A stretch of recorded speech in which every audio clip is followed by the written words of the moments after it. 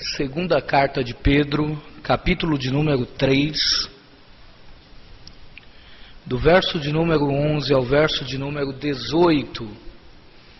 Hoje nós estamos aqui nesse dia 19 de março de 2013, para aquele que é o nosso último estudo, então, sétimo e último estudo na segunda epístola de Pedro. Hoje nós continuaremos a observar essa gloriosa vinda do Senhor, o retorno do Senhor. Então, palavra de Deus, segunda de Pedro, capítulo de número 3, do verso de número 11 ao verso de número 18. Eu estarei lendo, os irmãos me acompanhem visualmente, por favor.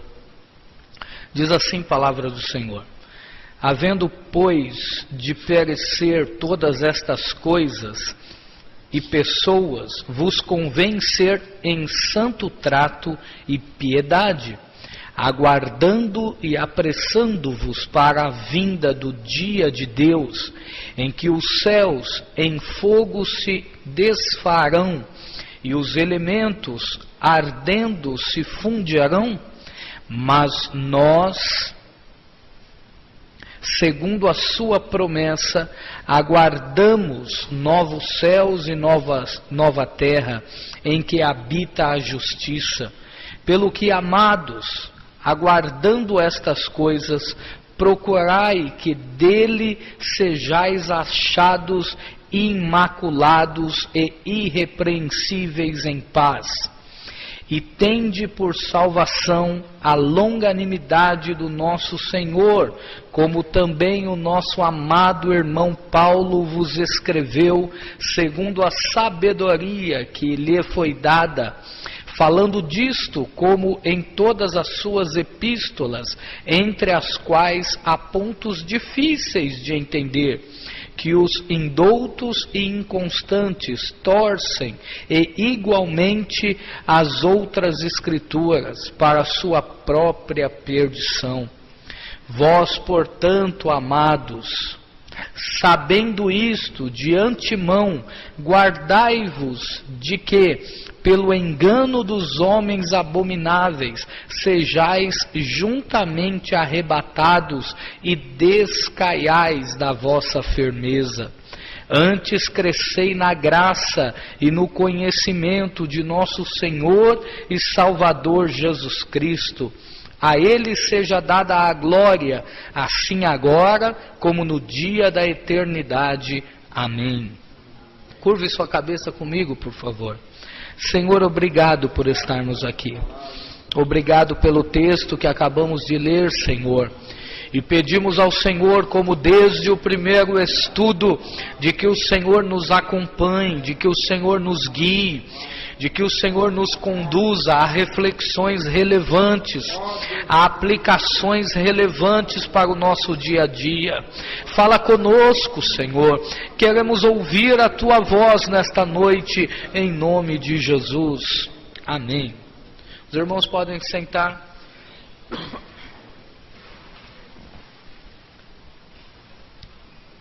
No sermão passado, da última terça-feira, nós observamos e percebemos que a notícia de que o Senhor está voltando, e vimos como Deus há de cumprir essa promessa.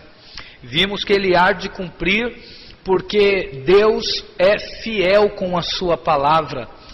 Se todas as coisas que Ele tem dito e feito se cumpriram, podemos afirmar, podemos crer, podemos confiar que o Senhor há de retornar para buscar o povo seu. Cremos que Ele virá, como vimos na semana passada, porque tudo que Ele faz tem uma coerência. Vimos que assim como Ele disciplinou o povo na época de Noé, Ele também há de vir e disciplinar aqueles que andam em pecado. E logo também podemos crer que Ele virá, porque a sua misericórdia é grande, é eterna, é imensa. Logo aqui nessa segunda parte desse capítulo, nesse último estudo, nós devemos fazer a seguinte pergunta: Ele vem, o Senhor está vindo, então o que devemos fazer? Como devemos nos comportar? Se o fato de que Ele vem é verdade, se o fato de que Cristo vem arrebatar a sua igreja e julgar os pecadores é algo certo, é algo real, o que devemos fazer? Como devemos viver? Muitas pessoas ao longo da história da igreja têm especulado muito sobre isso, e de antemão quero dizer aos irmãos, o fato de que Jesus vem não deve promover especulações na nossa vida. Antes, deve promover uma motivação para um viver que glorifica o nome do Senhor. Muitos já tentaram dizer muitas coisas sobre o retorno do Senhor. Deram datas de quando o Senhor virá. Disseram e fizeram previsões de quem será o anticristo, e várias pessoas já foram alvos dessas previsões. Nós nesta noite não temos a intenção de especular absolutamente nada acerca do retorno de Cristo, mas apenas afirmarmos de que Ele vem com certeza. Mas essa certeza de que Ele vem deve promover em nós uma disposição. O que deve promover? Pedro parte em outra direção. Ao invés de especular que dia o Senhor virá, ao invés de especular quem é o anticristo, quem é o falso profeta, quem é a besta e assim por aí vai, Pedro parte na seguinte direção. Ele dá 3 conselhos importantíssimos para a igreja de sua época e para nós também, de como viver uma vida que glorifique ao Senhor, como se comportar nessa terra, a fim de que a realidade de que Cristo vem seja evidenciada por meio das nossas atitudes.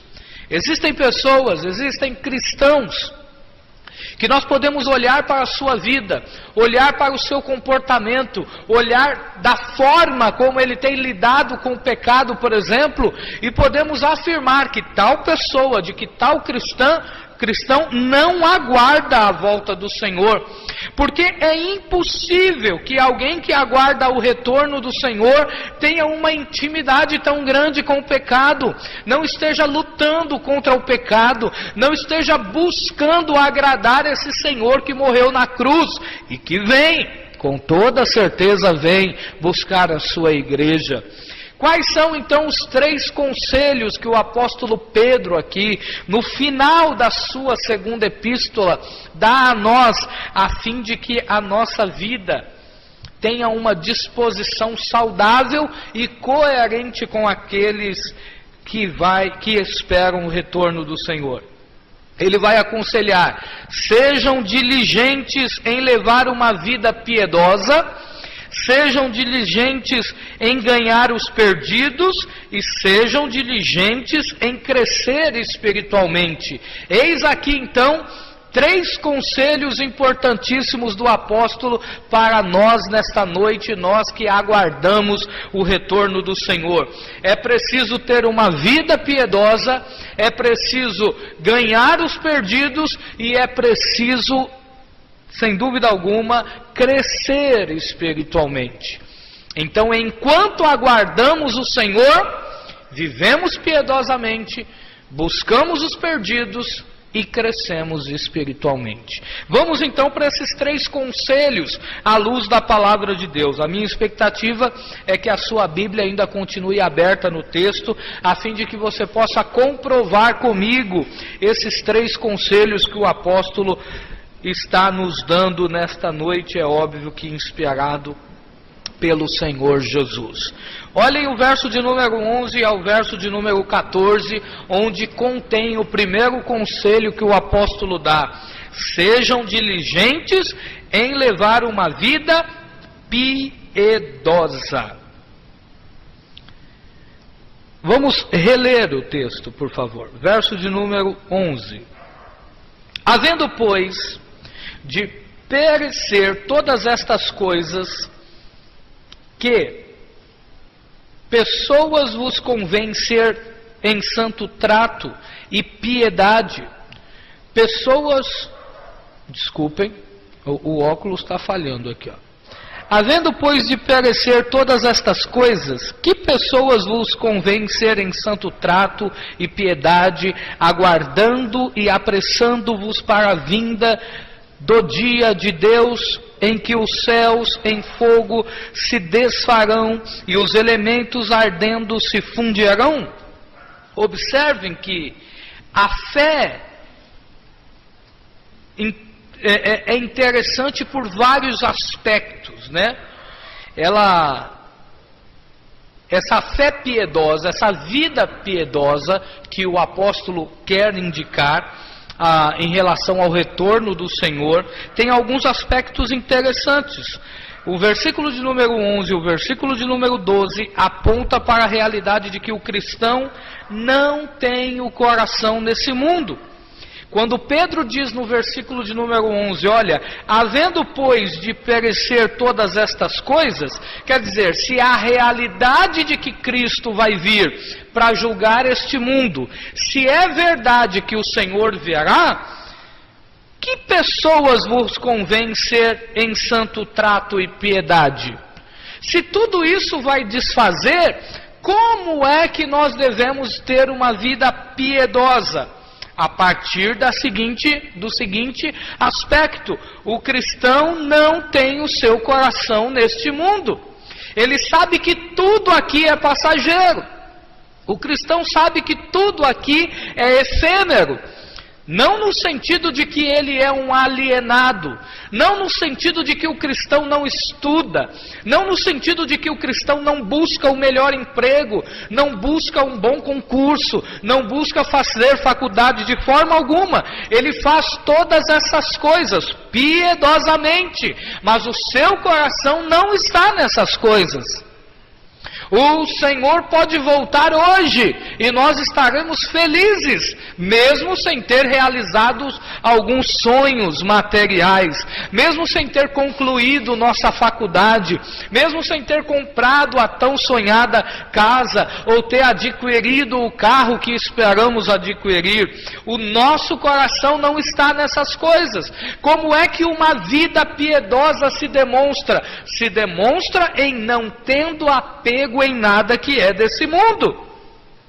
Olhem o verso de número 13, porque a expectativa do cristão está no céu, é o que o apóstolo diz, mas nós, segundo a sua promessa, aguardamos novos céus e nova terra, em que habita a justiça. É interessante notar a nota que o apóstolo põe, em que habita a justiça, porque ele deixa implícito que aqui na terra é uma terra de injustiça. Nós nos revoltamos todas as vezes que vemos julgamentos como no caso do Misael bispo, em que alguém que, sendo acusado e de acordo com as provas, matou a sua ex-namorada do jeito que matou, e ao término de um julgamento de 4 dias, nós vemos uma pessoa pegar 20 anos de cadeia e com 8 pode sair. Quando nós olhamos para essas coisas, nós nos indignamos e falamos: aonde está a justiça? Mas perceba que o cristão não espera nada de bom dessa terra. Por quê? Porque o diabo é o príncipe deste mundo. É o diabo que conduz toda essa situação. O pecado está tão envolvido, impregnado nessa terra, que não há justiça alguma, não há bem algum, não há o que se esperar das pessoas que estão sem Deus. Em contrapartida, podemos esperar tudo isso que vemos. Toda vez que ligamos a televisão e assistimos o noticiário, toda vez que ligamos o rádio e escutamos alguma notícia, ficamos abismados com a crueldade das pessoas, ficamos estarrecidos de como o pecado está impregnado na vida das pessoas, pessoas matando outras por coisas tão poucas e de forma tão cruel. Mas o cristão tem o seu coração, a sua expectativa está no céu, e no céu haverá justiça. É interessante notar que esse termo não quer dizer apenas acerca dessa justiça em que o mal é tratado de forma corretamente, mas principalmente a justiça de Cristo na nossa vida. Por quê? Porque nenhum de nós que aqui estamos, irmãos, por mais tempo que estejamos na igreja, nenhum de nós merecemos ir para o céu.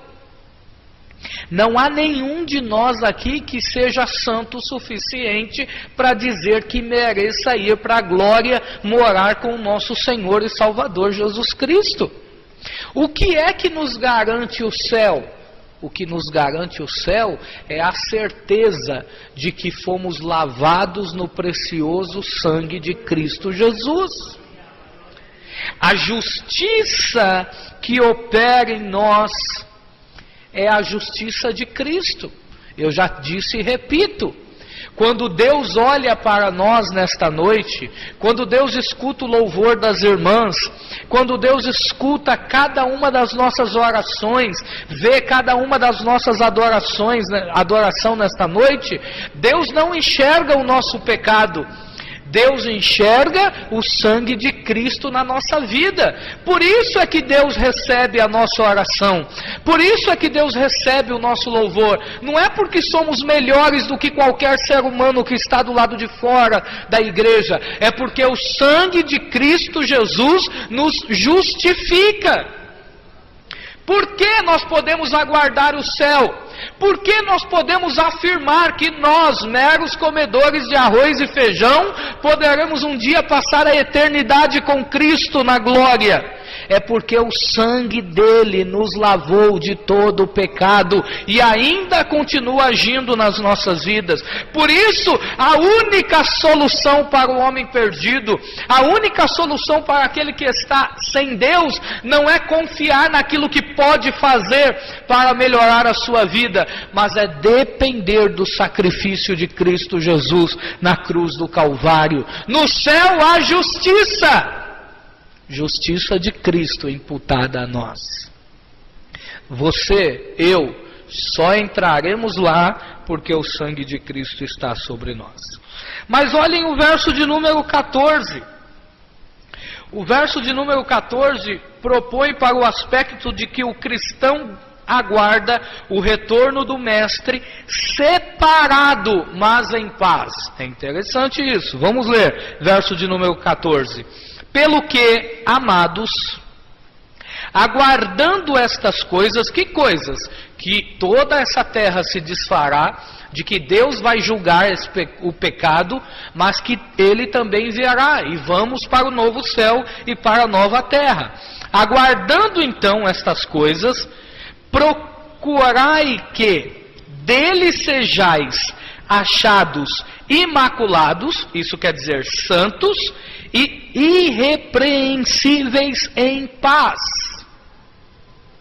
Vamos parar aqui um pouco e entender o que é que Pedro quer dizer com isso. Pedro aponta, obviamente, para essa questão de piedade, vinculando a piedade não só por uma questão de conceito, mas por uma questão prática. Quando ele utiliza essa palavra imaculados, ele quer dizer alguém que se separa, alguém que se reserva, que está em luta contra o pecado. O cristão, então, é aquela pessoa que crê que Cristo vai voltar, e porque crê que o Senhor está voltando, é uma pessoa que se santifica, é uma pessoa que se separa do pecado. Mas vamos ilustrar isso. Suponhamos que o pecado está aqui representado por esse ventilador que está à minha esquerda. Quando eu me afasto do pecado, obviamente eu me aproximo do outro lado. Separar-se do pecado não é uma única via, porque muitas pessoas podem se abster de muitos pecados. Alguém pode deixar, por exemplo, de fumar, sem necessariamente se tornar um cristão. Existem até programas de saúde para isso, não existe? O governo federal ele libera uma verba para que as pessoas sejam desintoxicadas. Existem hoje em dia até aquela internação compulsória que está em discussão para os dependentes químicos. E essas pessoas podem eventualmente deixar de praticar esse mal que é se drogar, que é beber, que é fumar. Uma pessoa pode deixar de mentir, uma pessoa pode deixar de adulterar, sem necessariamente se aproximar de Deus. Observem então que na vida do cristão, o puro ato de ficar longe do pecado não é por si só algo que devemos comemorar. É preciso ocupar esse espaço com outra pessoa. Enquanto eu me afasto do pecado, eu me aproximo de Deus. Essa é a santificação que o apóstolo Pedro está lidando aqui. Essa palavra imaculados significa eu estou me separando para um propósito específico. Não basta deixar de pecar, é preciso se aproximar de Deus. É preciso ter um relacionamento com Deus. Não basta dizer só que está se afastando do mal. É preciso ter um relacionamento com o Senhor e um relacionamento profundo. Esse é o aspecto de ser santo. Agora notem, o apóstolo indica um outro aspecto interessante no verso de número 14. Achados imaculados e irrepreensíveis em paz. Sabe qual é o grande problema de muitos cristãos? É que o fato deles se santificarem, se aproximarem de Deus, eles têm a tendência de achar que as outras pessoas são inferiores deles. E isso não ocorre apenas em relação a outros que não são crentes, mas às vezes isso ocorre até dentro das igrejas. Existe aquele grupo de irmãos que acha que é mais santo do que os outros.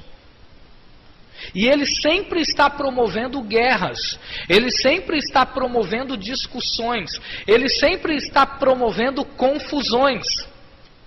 Já viu aqueles cristãos que na sua vizinhança ninguém gosta dele? E não é só pelo fato de ele ser santificado, não é só pelo fato de ele ser cristão, é porque ele não é alguém confiável. É porque ele só vive para apontar os defeitos dos outros. Notem que Pedro está nos dando um conselho que há duas facetas, há duas faces. Precisamos nos santificar, precisamos nos aproximar de Deus, precisamos ter uma vida cristã fervorosa, cheia do poder de Deus, mas não devemos nos esquecer que Deus nos chamou para viver em paz com as pessoas e não em guerras. Nesse sentido, então, os cristãos não são pessoas que vivem para apontar o erro dos outros, mas são pessoas que vivem para conduzir outros a Cristo. Daqui partimos então para o segundo conselho que o apóstolo dá, verso 15 e verso de número 16. Sejam diligentes, isso quer dizer o quê? Sejam atentos em ganhar os perdidos. Às vezes nós somos muito bons em perder os perdidos. Viu como é? Sabe, os irmãos sabem o quanto é difícil ganhar alguém para Jesus. Você tem que orar, você tem que convencer a pessoa de que ela está em pecado. Você tem que pregar o Evangelho e mostrar para ela que a única saída para a sua vida, esse vazio existencial que há nela, só é preenchido com Deus. E você ora, você jejua, você educa, você vem com ela para a igreja. Mas percebe que para perdermos essas pessoas, nós somos muito mais rápido. Nós temos a tendência de perder muito mais rápido. O termo longanimidade aqui é importante. Me acompanhe em verso de número 15. E tende por salvação a longanimidade do nosso Senhor, como também o nosso amado irmão Paulo vos escreveu segundo a sabedoria que lhe foi dada, falando disto como em todas todas as suas epístolas, entre as quais há pontos difíceis de entender, que os indoutos e inconstantes torcem, e igualmente as outras escrituras, para a sua própria perdição. Esse termo longanimidade é interessante para a compreensão dessa ideia, porque a realidade de que Cristo virá deve motivar a igreja a ser longânima. Olhem só de novo o início do verso 15. Tende a salvação, isso quer dizer o quê? Entendam, vivam a salvação de forma longânima. Tende a salvação, tende por salvação, a longanimidade. Entendam por salvação o fato de que Deus é longânimo.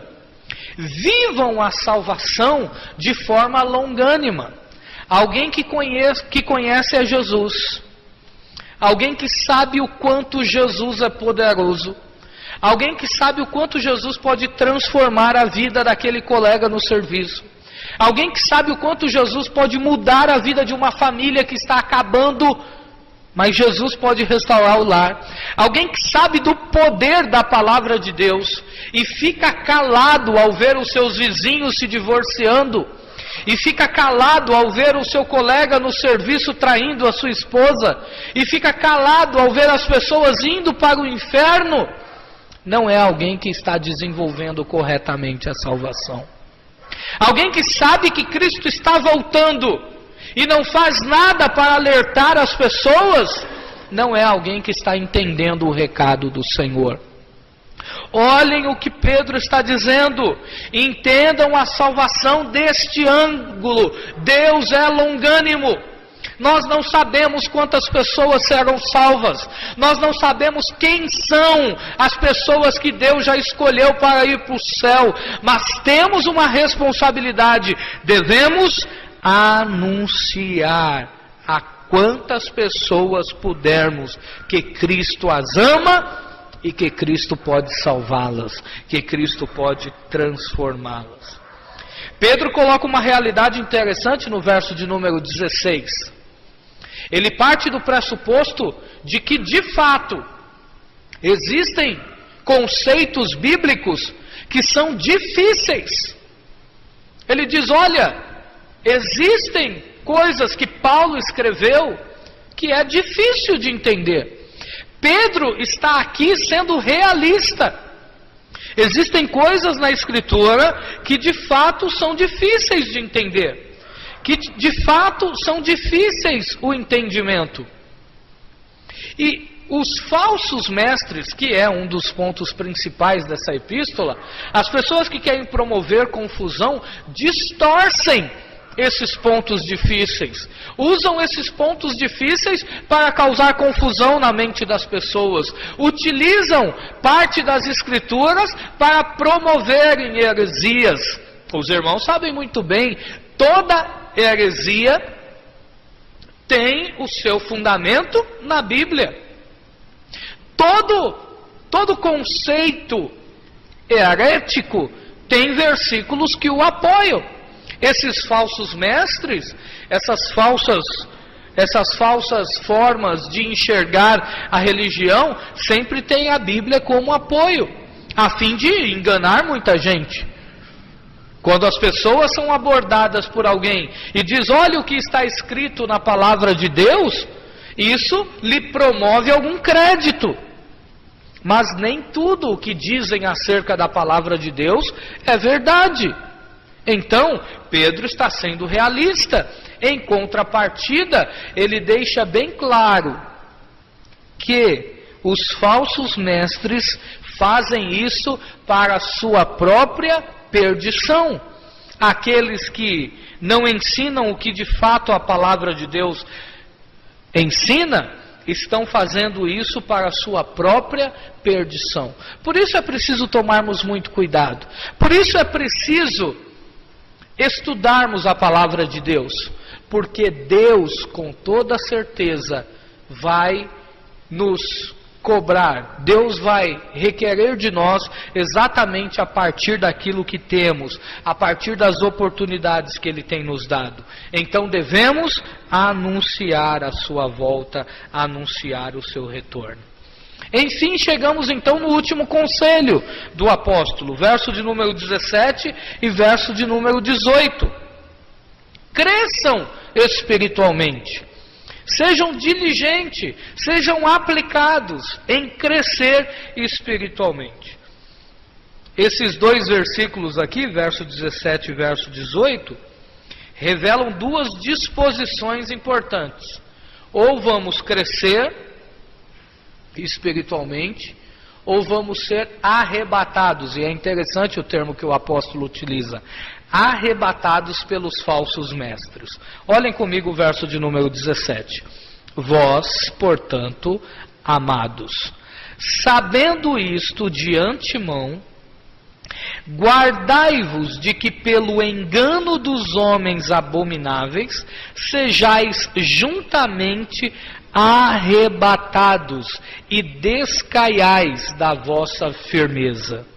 Então, há dois aspectos.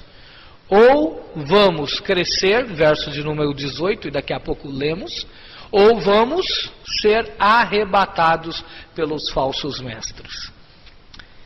Olhem o verso de número 18. Antes, crescei na graça e conhecimento de nosso Senhor e Salvador Jesus Cristo.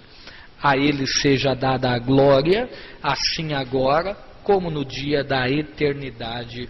Amém.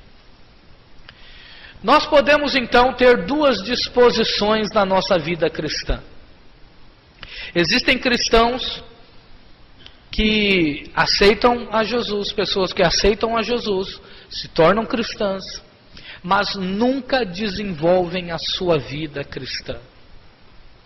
Existem pessoas que passam anos e anos dentro da igreja e continuam praticando as mesmas coisas, os mesmos pecados.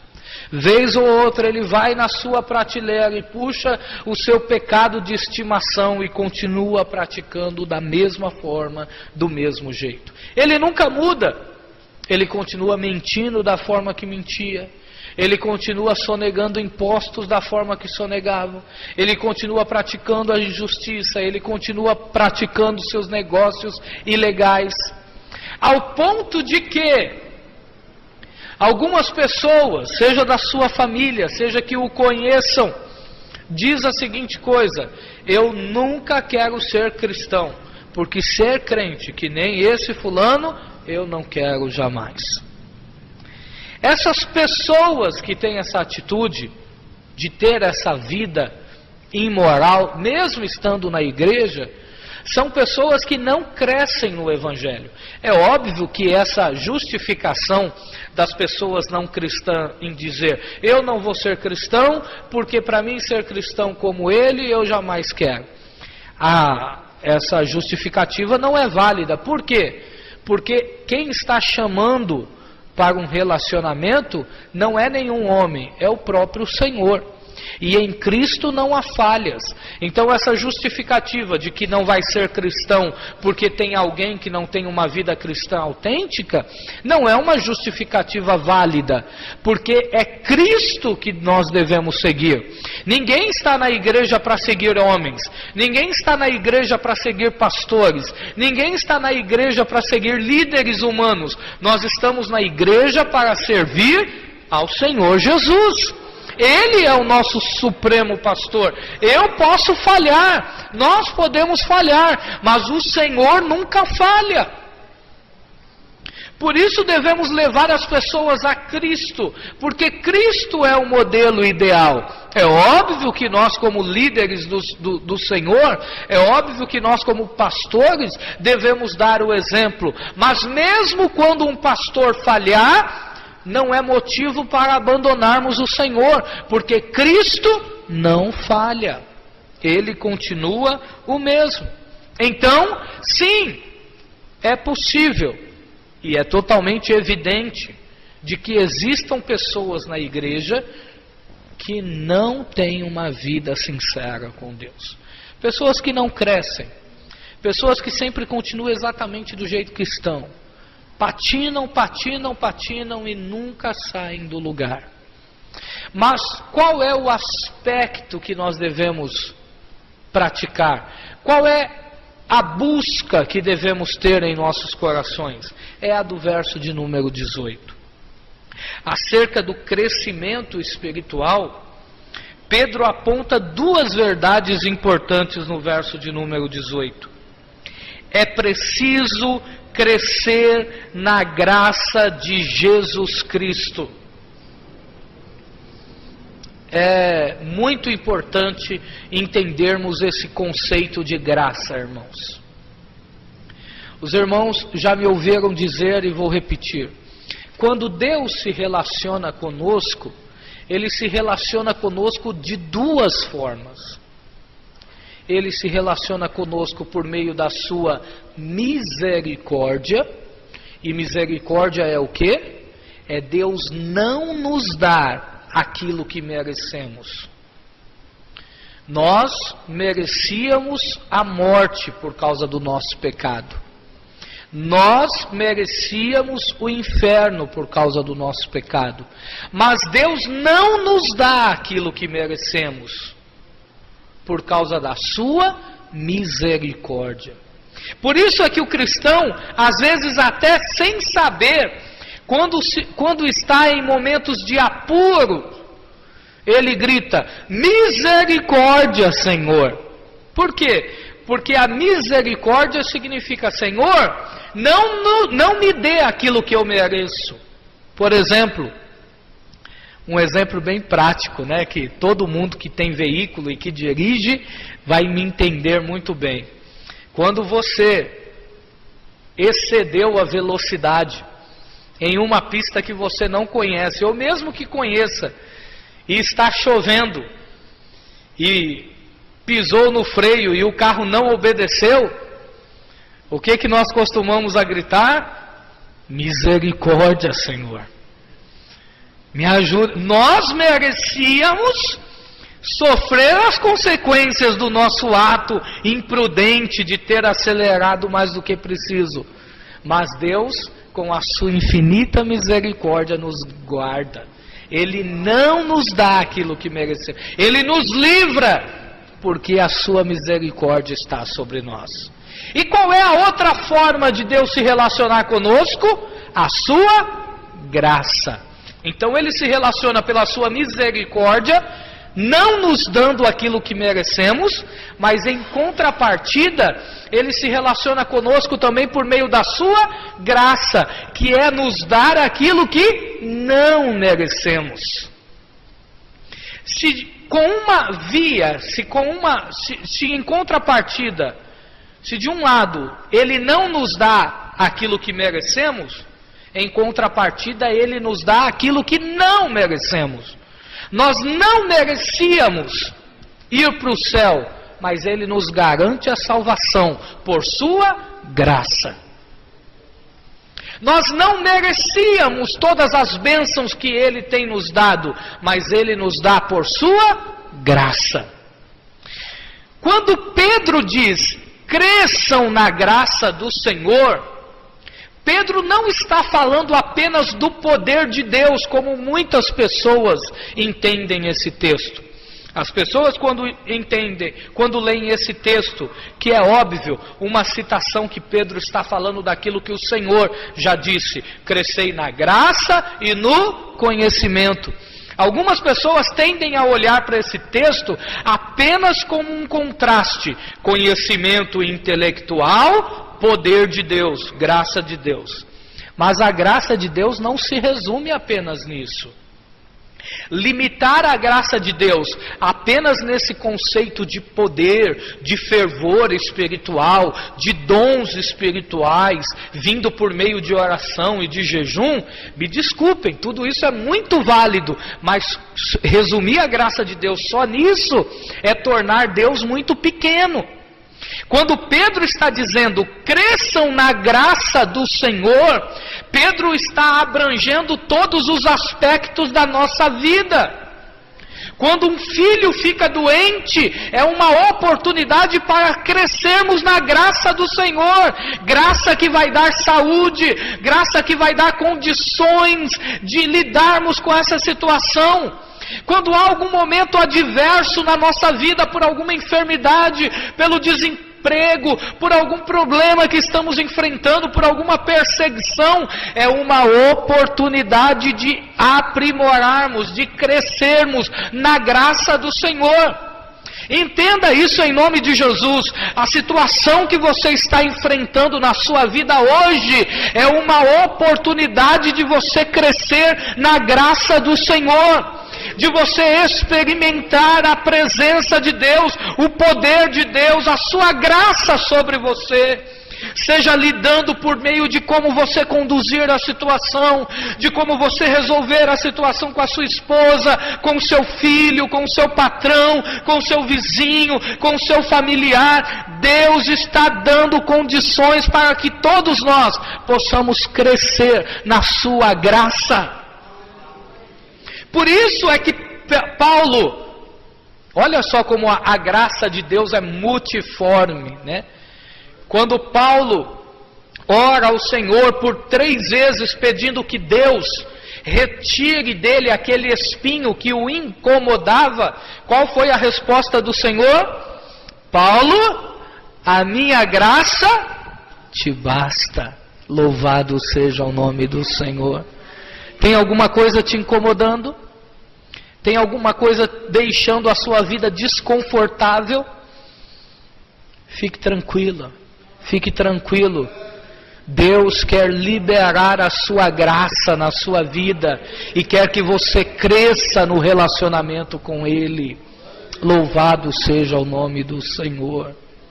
Não importa a dificuldade, não importa a tempestade, podemos confiar que a graça de Deus está sobre nós.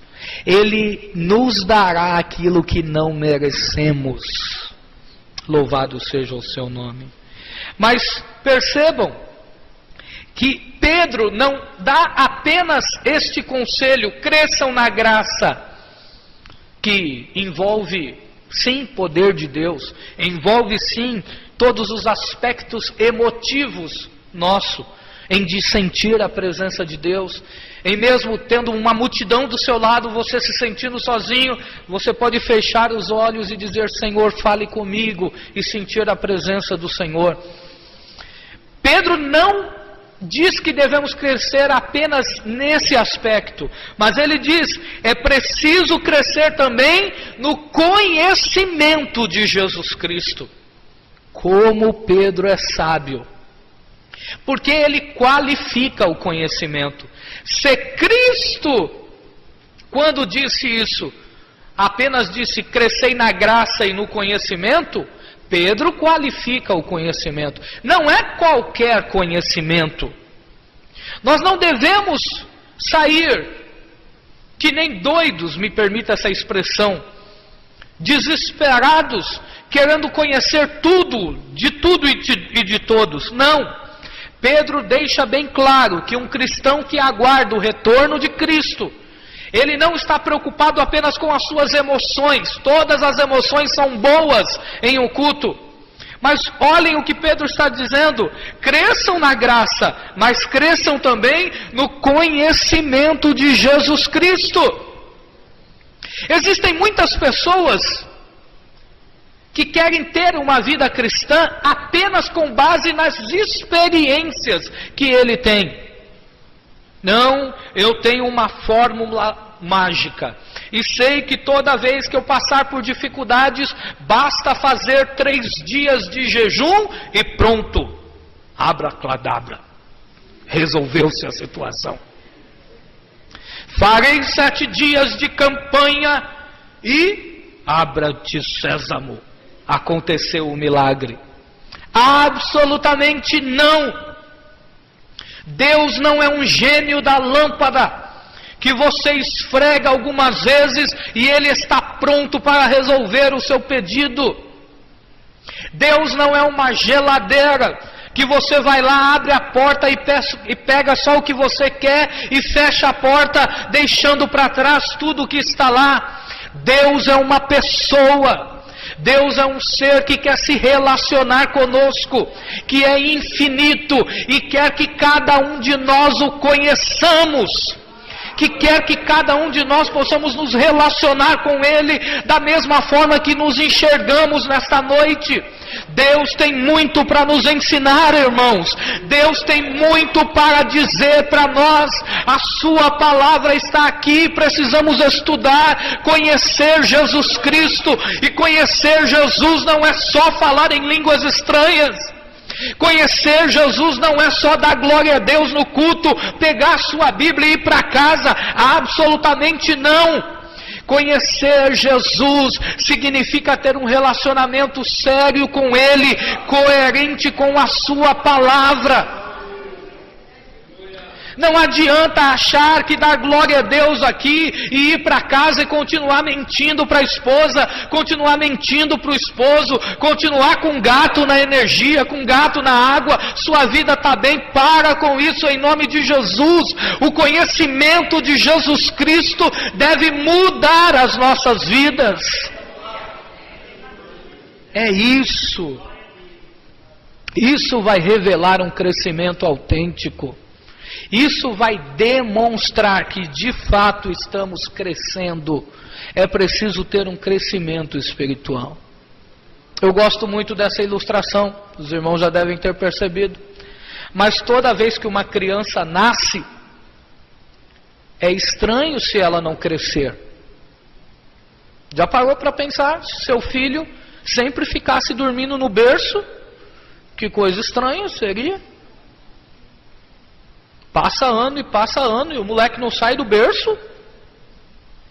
Ou se não, se passa anos e passa ano, ele continua fazendo xixi na cama. Mas percebam que à medida em que a maturidade vai chegando na vida da criança, ela vai crescendo, ela vai evoluindo, ela vai progredindo, ela vai deixando as coisas de criança de lado e vai praticando aquilo que é saudável. É exatamente isso que Deus espera de nós. E permita-me essa palavra, porque essa palavra é tanto para você quanto para mim. Você já não acha que o tempo que você está na igreja não era para você estar mais crescidinho? Você não acha que o tempo que você está na igreja não era para você estar mais maduro? E parar um pouquinho com esse negócio infantil? Deus, se o Senhor não fizer isso, eu não vou mais para a igreja. Essa birrinha com Deus não funciona. Essa queda de braço infantil com o Senhor não funciona. É preciso crescer, irmãos. Está na hora de crescer. Porque Deus sabe quem realmente somos. Ele sabe o que você pode fazer e até onde você pode ir.